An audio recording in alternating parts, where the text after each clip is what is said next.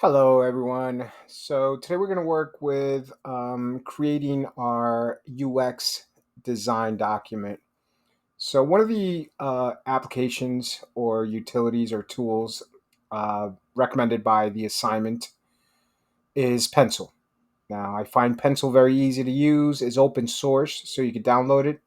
The download is 4 gigs, so bear that in mind. But I find Pencil an extremely efficient tool to use for this. But before we even diagram anything, we want to start with use cases. In this particular instance, we're going to work with an app, or we're going to develop an app or design an app for a patron who enters a restaurant.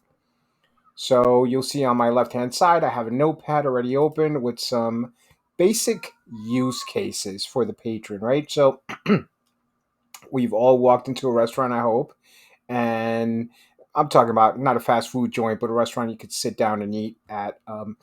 And these are the normal use cases when a patron walks into a restaurant. The patron is generally greeted by the host. The host will generally seat the patron. The patron will study the menu and order a drink. And then the server enters order. I should probably say drink order to be very specific. Drink order into the point of sale system, right? So every restaurant nowadays has a point of sale.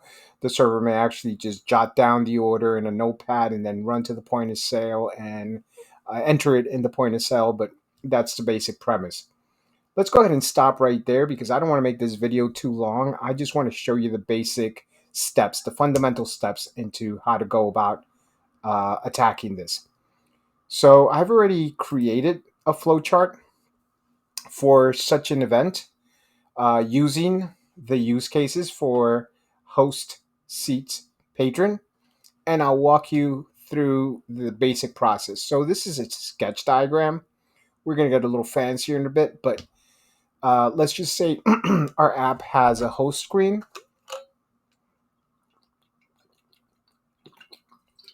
And let's just say that one of the buttons on that host screen is tables. So when the host presses this tables button, it'll go to another screen named tables, and it'll have a list or a diagram of tables. So if you've ever been to the Outback Steakhouse, they actually have an application that actually does this, and they'll have like a diagrammed out layout of the tables in the restaurant, and the host could just select a table, and then that table will be set to occupied within the system. So this is the very first part of this, and let's get to the next. Okay, now that we've done our use cases and we have created our basic flow diagram, let's go ahead and start, creating our mockup. So I have an untitled page here. I'm pretty sure I can create notes for this page, but that's not what I want. I want to name it. So properties. There we go. And we want to name this page the host page, and we're going to go ahead and update and always save. So I saved right there. What I did right here is just include an Android iOS graph. Let me do it again so you can see the magic. It's actually quite simple to do. Go ahead, go down to the Android, and let me go up to the phone. Here we go. So I just dropped the phone onto the canvas. Now I'm working with half a screen here, so what I want to do is actually resize this canvas, and we're gonna fit content with padding. I just want like 2 points of padding. Let's go ahead and OK it. So now we have our iPhone. Our canvas is going to be about the iPhone size plus 2 points on each side. And what we want to do is give it a status bar to make it look like a real iPhone, make it look real cool. And give it a navigation bar to make it look like a real iPhone. It already has a hardware navigation, but hey, Androids normally do have that double thing sometimes. especially old ones. All right, and we're going to give it a button. We're going to give it a button, and we're going to name this button tables. But this screen also needs a name. So let's go ahead and do a screen header. Put it right there, and we'll name this screen host screen. If I could spell, we'd be much better off. Okay, good. So now we have our first screen. We kept it real simple. We just looked at the sketch and we just said, okay, we can actually do this. We're going to add a page, and we're going to make this page the child of this host page. And I'll show you why in a while. Moving on. So, okay, so now we have our tables, which is a child of the host page. And let's go back and go back to.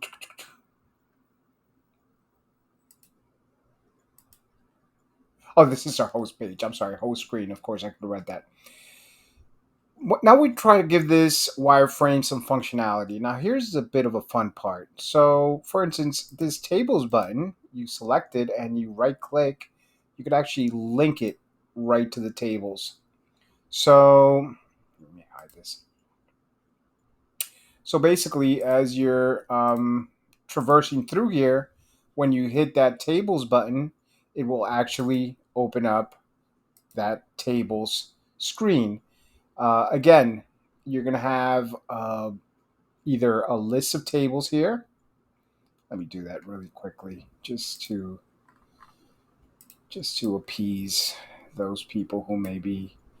There's also a table in there, so you could enter any number of objects in here. But we're just going to do a quick A1. My fault.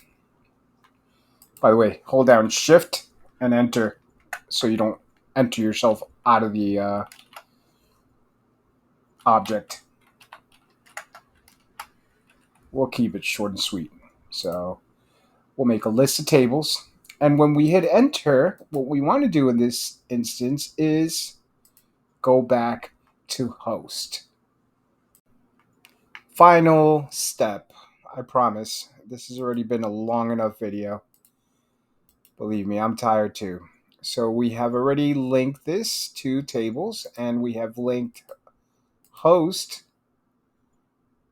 or rather the screen tables, to host. Okay, good. Now we're ready to export. So what we're going to do is we're going to export it as a single web page, and we're going to export it as a clickable prototype HTML. Try saying that fast 3 times. You can read it. I'm just going to select whatever folder. At this stage, it doesn't really matter. We're going to view it. Obviously, it's going to open up in a totally separate screen, but here it is. And now we're going to open up this web page, HTML. It's going to open up in a different screen because that's the way it goes. And we're going to see that, oh, look at that. My little hand activates when I hover over it. So let's go to the tables. Oh, I didn't size it properly, so that was my mistake. But you can see the functionality regardless of the size, right? And that's pretty much a wireframing prototype for you. Good luck in your assignment.